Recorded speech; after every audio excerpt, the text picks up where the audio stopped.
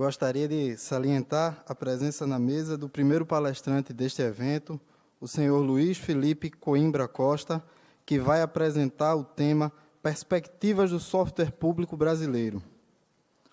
O senhor Luiz Felipe Coimbra Costa é diretor do Departamento de Governança e Sistemas de Informação do Ministério do Planejamento e atual coordenador do Portal do Software Público Brasileiro. É um grande incentivador desta ação do PROEST-SPB. Para mediação e comentários adicionais ao tema, convidamos o professor doutor Paulo Roberto Miranda Meireles, da Universidade de Brasília.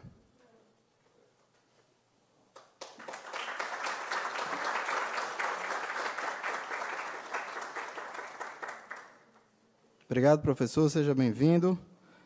Pedimos a todos que, se tiverem alguma pergunta sobre a palestra, que anotem e, ao final, entreguem a um pessoal de apoio, que é o pessoal que está com um crachá desse, tem sempre alguém transitando, ou então, ao final da palestra, solicite o microfone. Professor, fique à vontade.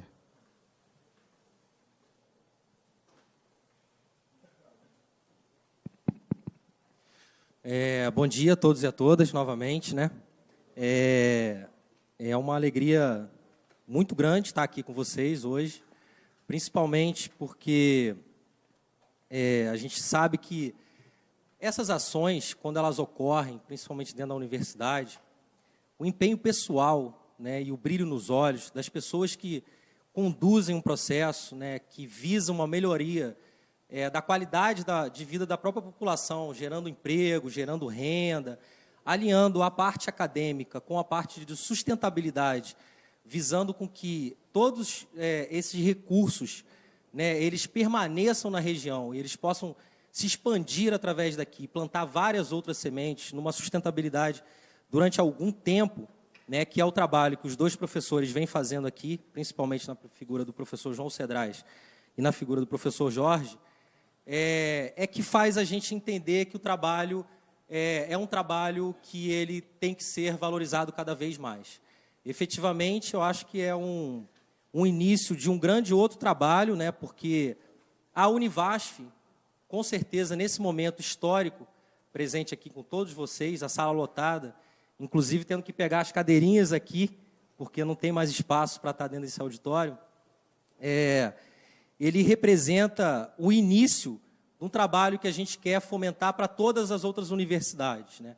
E que é um trabalho que ele visa, efetivamente, o compartilhamento do conhecimento. Através do compartilhamento do conhecimento, a gente tem o potencial de poder inovar em todas as áreas, né?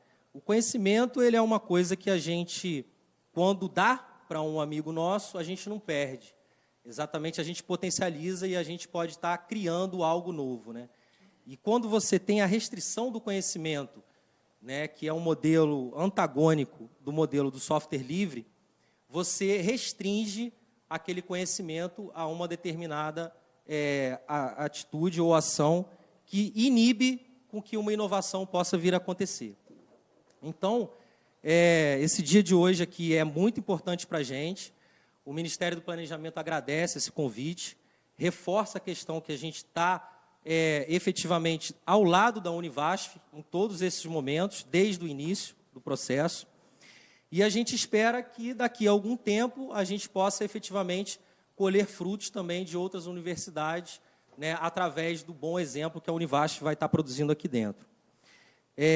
Eu agradeço também a presença do Paulo, o professor Paulo Meireles, ele é o responsável pela condução do projeto de evolução do Portal do Software Público Brasileiro. Além dessa parceria que a gente está fazendo aqui com a Univasf, a gente também está colocando recursos públicos para poder melhorar a questão do próprio Portal do Software Público, a questão das normativas, a questão da própria tecnologia que está aplicada atualmente. A gente está fazendo um investimento durante 3 anos, com 2 laboratórios na Universidade Nacional de Brasília, que tem por interesse e intenção exatamente melhorar essa plataforma para que a gente possa ter cada vez mais a inserção de novos atores dentro desse ecossistema.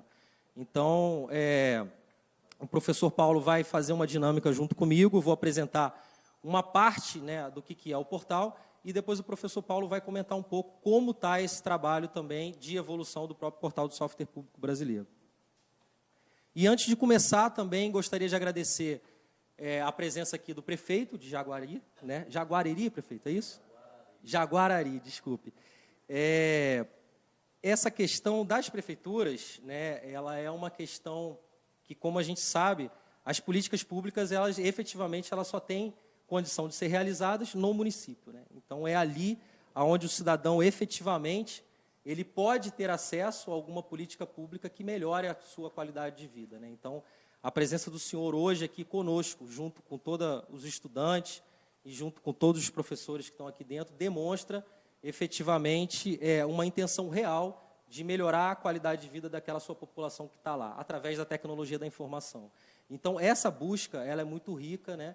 E eu, particularmente, tenho uma aproximação grande com isso, porque a minha história, né, desde 2002, 2003, com o software livre, antes mesmo de saber que o software público iria existir, é com prefeituras, né? Então, eu vivi bastante tempo tendo os desafios e as dificuldades que são realizadas dentro da prefeitura. E a gente sabe que as dificuldades não são pequenas, né? Elas são gigantescas, né? Desde da parte de recursos humanos, com a própria distribuição dos recursos que você recebe, né? A falta, muitas vezes, de apoio ou de capacidade, inclusive técnica, de operacionalizar algumas ações, elas efetivamente são dificuldades que devem ser superadas, né? E a questão do conhecimento aberto e do software livre, ele permite, né, com que essas ações focadas principalmente na tecnologia da informação, elas possam melhorar efetivamente o relacionamento de uma prefeitura com o seu cidadão, com políticas de governo eletrônico, com transparência e efetivamente podendo produzir resultados no quais os cidadãos, né, do seu município, uma vez que eles conseguem ter acesso mais facilitado, né, às informações da prefeitura e ao atendimento disso, você torna a vida daquele cidadão um pouco mais fácil, né? Ele evita o tempo, o retrabalho, enfim. Então, eu acho que esse caminho das prefeituras ele é extremamente importante e ele efetivamente dá resultados e faz algumas transformações dentro do município. Então, senhor prefeito, é com muito carinho e muita satisfação, né, que você está aqui e pode contar com o apoio não só da Univasf, quanto do Ministério do Planejamento também. Então, obrigado pela sua presença aí. Então, depois dessa introdução não muito pequena, né, eu vou começar efetivamente a passar aqui a apresentação.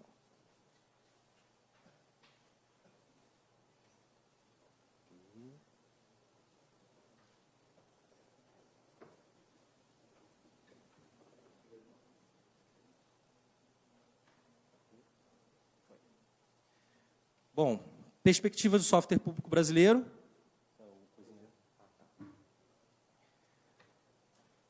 A agenda que eu vou colocar para vocês aqui um pouquinho hoje é sobre o software livre, as diretrizes do governo eletrônico brasileiro, um pouco da história do software público, efetivamente, os ambientes que a gente tem atualmente lá dentro do próprio portal e o processo de evolução do software público brasileiro. Explicar um pouquinho para vocês como foi feito esse processo com a participação da sociedade, inclusive dizendo para a gente qual seria o interesse maior dela em utilizar o próprio portal. Isso é importante porque é uma parte também aliada à tecnologia da informação, que é o conceito de democracia, né? É democracia. Ou seja, o governo, por si próprio, ele não pode, sozinho, entender o que a sociedade espera. É preciso que o governo ouça a sociedade, entenda qual é a demanda da sociedade e implemente uma política pública em função das necessidades que a sociedade propriamente produz, né? Bom, o software livre, né, é importante só a gente relembrar que também, assim como dentro da universidade, a gente vê o brilho nos olhos, né, dos dois professores que conduzem o processo aqui dentro, geralmente tem uma parte do empenho pessoal de pessoas também para fazer efetivamente acontecer alguma coisa. E foi isso lá atrás que aconteceu com esse cidadão aqui, de nome Richard Stallman, lá na década ainda de 80,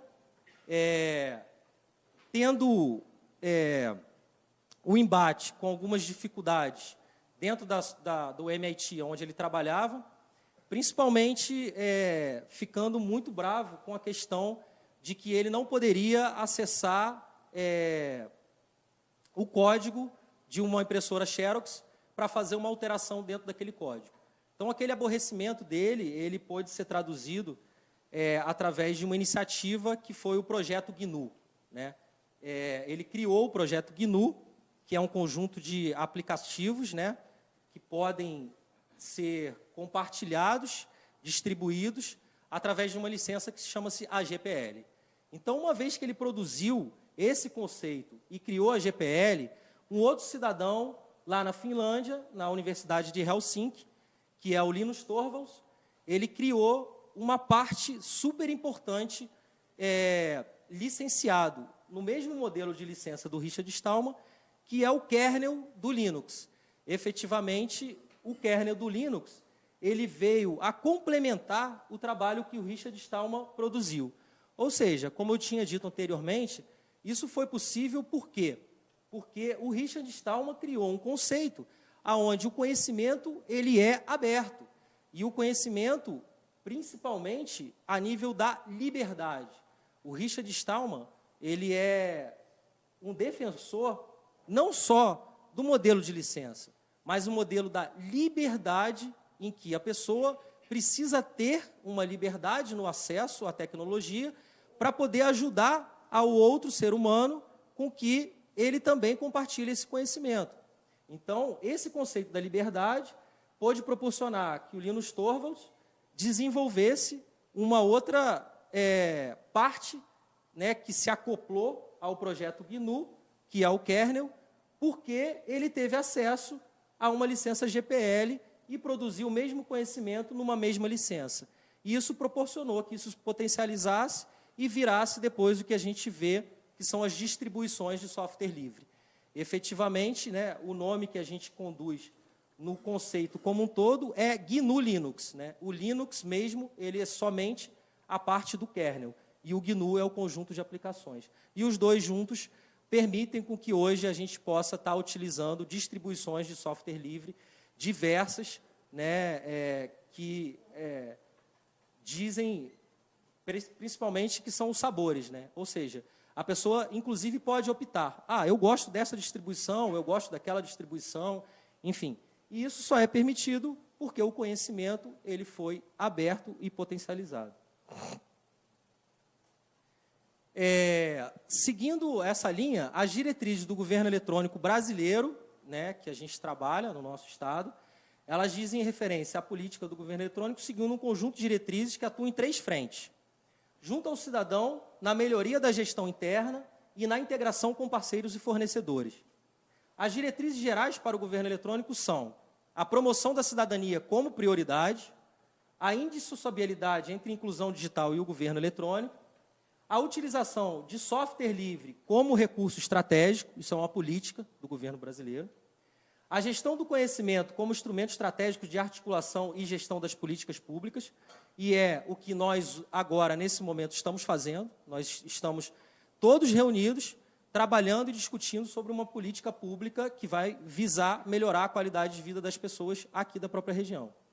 A racionalização de recursos, a adoção de políticas, sistemas e normas e padrões, e a integração com outros níveis de governo e com os demais poderes. Ou seja, estados e municípios também fazem parte dessa articulação de governo eletrônico. Seguindo ainda as diretrizes do governo eletrônico, a gente pode perceber que é um conjunto de processos sistematizados, articulados e intencionais, capazes de assegurar a habilidade de criar, coletar, organizar, transferir e compartilhar conhecimentos estratégicos, que podem servir para a tomada de decisões, para a gestão de políticas públicas e para a inclusão do cidadão como produtor de conhecimento coletivo.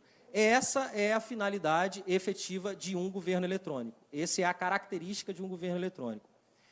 E, para isso, é importante a gente citar, além do trabalho com software público, com software livre, que o governo tem caso vocês tenham interesse de conhecer, existe uma política nacional de participação social também, que é encabeçada pela Secretaria-Geral da Presidência da República, e que uma dessas iniciativas tem uma carta de adesão para que as prefeituras possam também aderir ao modelo de participação social dentro do seu município. E, para isso, eles criaram uma plataforma que se chama-se participa.br, no qual essa plataforma está sendo colocada em consulta pública várias políticas do governo brasileiro. Ou seja, tem algumas comunidades de alguns assuntos diversos, desde a área da saúde, passando pela educação, tecnologia, o próprio portal, a comunidade do Portal do Software Público Brasileiro está lá dentro, e ali a gente coloca lá em questão algum edital, alguma coisa que seja de interesse, e a população ela vai lá e ajuda a validar aquilo. Ela ajuda a validar aquilo e o governo vai lá e implementa. Então, é a participação da sociedade dentro de políticas públicas. É uma iniciativa que ela está totalmente relacionada com o trabalho do software público brasileiro, alinhada também com essa questão, e também utiliza toda uma plataforma em software livre, num software que se chama Nosfero. Esse software ele também está sendo implementado na evolução do Portal do Software Público Brasileiro, visando efetivamente também ter economia de recursos, ou seja, se a Secretaria-Geral já estava implementando uma política e adotando um software livre, a gente entendeu, nos nossos estudos, que seria importante a gente potencializar e ajudar essa política também a proliferar. Então, a gente vai investir recurso público numa mesma solução que está sendo desenvolvida também por um outro ente público.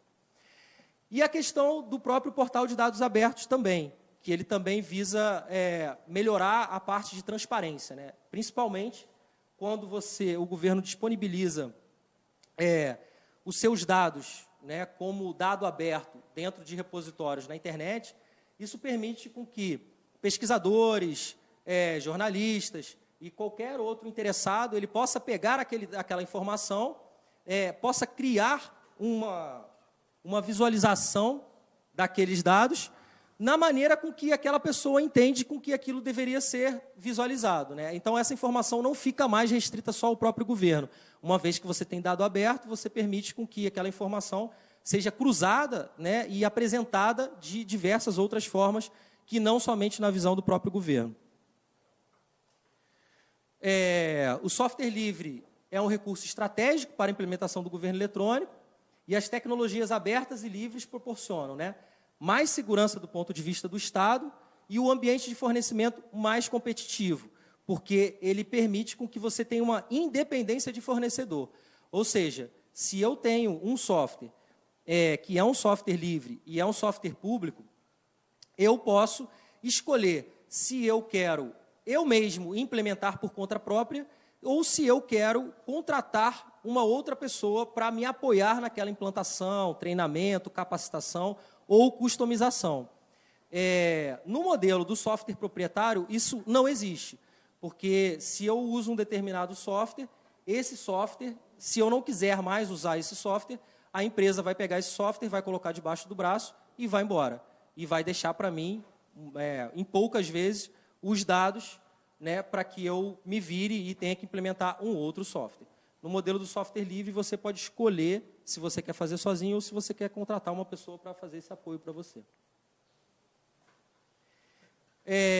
Um pouco do histórico do software público brasileiro. Ele foi oficialmente lançado em 2007. Em 2009, a gente teve a criação do Programa de Apoio Tecnológico aos Municípios Brasileiros, que chama-se 4CMBR. Essa sigla significa comunidade, conhecimento, colaboração e compartilhamento dos municípios brasileiros. Por isso que são esses 4 Cs aqui, que é o que a gente tem como teoria de definir esse ambiente, né? Fazer com que os representantes de município, as pessoas interessadas nos temas municipais, elas possam ter um ambiente onde elas possam trocar as informações e trocar os conhecimentos além do próprio software. Dentro desse ambiente, a gente tem outras diversas interações que não necessariamente só o ativo digital do software. Em 2011, a gente fez a criação do ambiente que chama-se 4CTEC-BR, que foi dedicado às tecnologias livres. Em 2012, a gente teve a criação do ambiente Avalia SPB. E 2013 e 2014, atualmente, nós estamos no desenvolvimento da nova plataforma do software público brasileiro. Aí é uma tirinha que uma pessoa lá da nossa equipe fez, né, para a gente resumir um pouco o que é o conceito do software público, né? E aí ele diz, né, oi, sabia que você tem mais de 50 softwares à sua disposição? Uau! E onde eles estão, né? Eles estão no portal do software público brasileiro. E aí ele pergunta, mas eu não trabalho no governo, né? Só que não tem problema, qualquer pessoa pode acessar, se cadastrar e baixar. Ou seja, não é só para governo, a própria sociedade ou as outras empresas privadas, elas podem acessar esse repositório e podem estar se aproveitando de um bem público disponível pelo governo federal e implementar aquele software ou aquele seu trabalho aonde for mais adequado para ele. Esse aqui é um gráficozinho que expressa também, né, a relação que tem entre comunidades, né, os próprios usuários do portal, esse ambiente do Avalia SPB, que eu vou explicar um pouquinho mais lá adiante, os grupos de interesse, como o Programa de Apoio Tecnológico para os municípios brasileiros, a própria interação do governo. A gente também tem um ambiente do mercado público, que ele tem o cadastro de fornecedores que podem implementar serviços em cima dos softwares públicos, a parte da academia e a parte de empresários. Ou seja, ele tem todo um ecossistema que gira em torno do relacionamento e da troca de conhecimento entre esses parceiros aqui. Voltando um pouquinho na parte do apoio tecnológico para os municípios brasileiros, esse ambiente, como eu tinha dito anteriormente, além dos softwares, ele também permite com que a demanda, que é os municípios, as prefeituras, poderem dizer ao governo o que eles necessitam de um apoio. Por exemplo, a gente começou a realizar, logo lá no início, e a gente, na medida que essa demanda chega, chats virtuais. A gente viu que uma das demandas também, dentro das prefeituras, era entender melhor como pode-se obter um financiamento público. Tá ok, já que a gente tem esse tipo de demanda, nós, como governo, articulamos a presença de representantes do BNDES e do Ministério da Fazenda, para que pudesse ser discutido efetivamente o financiamento do PEMAT e do PENAI-FM, que são financiamentos que podem ser adquiridos pelas prefeituras. E aí a gente colocou esses representantes em contato diretamente com todas as pessoas que estavam dentro do ambiente do 4CMBR. Além disso, a gente fez chats de inclusão digital e de outros temas relevantes. Ou seja, se existe uma falta de informação dentro do município, o governo, através desse canal aqui, ele pode vir a potencializar. E aí, através agora dessa parceria com a Univasf, a gente também se coloca à disposição efetivamente para os assuntos dirigidos aqui da região. Se a gente entender que a gente necessita criar, disponibilizar documentos, criar algum tipo de movimentação e compartilhar de uma forma melhor aquilo no ambiente virtual, a gente tem como produzir esse resultado efetivo para gerar um apoio para essas prefeituras aqui da região, né? Essa é a intenção principal desse ambiente aqui, que eu sugiro, né, que as pessoas que tenham interesse se cadastrem lá dentro, porque a gente mantém contato sempre com essas pessoas através de mensagens. Ou seja, tem uma iniciativa nova do governo federal, a gente entra em contato e a gente avisa que aquela política pública está sendo implementada, né? É um canal de comunicação também e de troca de conhecimentos. O ambiente Avalia SPB, que ele foi criado em 2011, ele visa preencher uma lacuna que era a do seguinte. Antes do Avalia SPB, o portal do software público recebia os softwares do seu ofertante, seja uma empresa privada ou seja o governo, e a equipe interna do Ministério do Planejamento fazia a avaliação do código e da documentação e de todos os demais artefatos que estão descritos numa instrução normativa, que é a IN do software público brasileiro, que também está disponível lá dentro do portal do software público brasileiro. esse processo ele não era transparente para a sociedade. Então, a gente teve a necessidade de criar esse ambiente no qual o ofertante da solução ele disponibiliza no próprio ambiente do Portal do Software Público Brasileiro todo o seu procedimento. Ele envia o seu código para lá e aquele código, uma vez estando nesse ambiente do Avalia SPB, ele tem uma pessoa dedicada no Ministério do Planejamento para fazer essa avaliação, só que qualquer cidadão já pode analisar aquele código antes mesmo daquele código ser um código público. Analisar tanto o código como a documentação e outros artefatos. E dessa forma poder entender e acompanhar como está o processo de disponibilização daquele software e se aquele software tem algum problema, tem alguma biblioteca proprietária, algum componente que não permita com que aquele software seja disponibilizado. Mas ele passou a ser um processo transparente e participativo. Atualmente, agora, não fica só na mão do Ministério do Planejamento esse tipo de avaliação. Depois do lançamento do portal em 2007, ele nunca mais sofreu algum investimento para que aquele ambiente, a sua tecnologia pudesse ser evoluída. Muito pelo contrário, a equipe do Ministério do Planejamento, ela sempre teve que ocupar o seu tempo para poder fazer manutenções corretivas em cima da plataforma, que atualmente a gente usa o OpenACS, que foi descontinuado e já tem algum tempo. Então, a gente entendeu que era necessário que o Portal do Software Público Brasileiro começasse um processo de renovação, que ele se tornasse mais atraente, que ele se tornasse mais eficaz, que ele se tornasse menos burocrático, que as normas pudessem ser discutidas, que a questão de licenciamento pudesse ser mais amplamente debatida e todos o restante de questões envolvidas com todo o modelo do software público brasileiro. E, para isso, a gente começou fazendo um trabalho que juntava em algumas etapas. A primeira etapa desse processo de reformulação, a gente disponibilizou um software livre, que é o Plig, que se chama, dentro do ambiente, no qual qualquer pessoa poderia chegar ali e cadastrar uma sugestão ou uma ideia. Isso ficou aberto para a sociedade durante um bom tempo e a gente teve um retorno altamente positivo. Através dessas informações, a gente pôde perceber o quanto era necessário efetivamente fazer uma reformulação.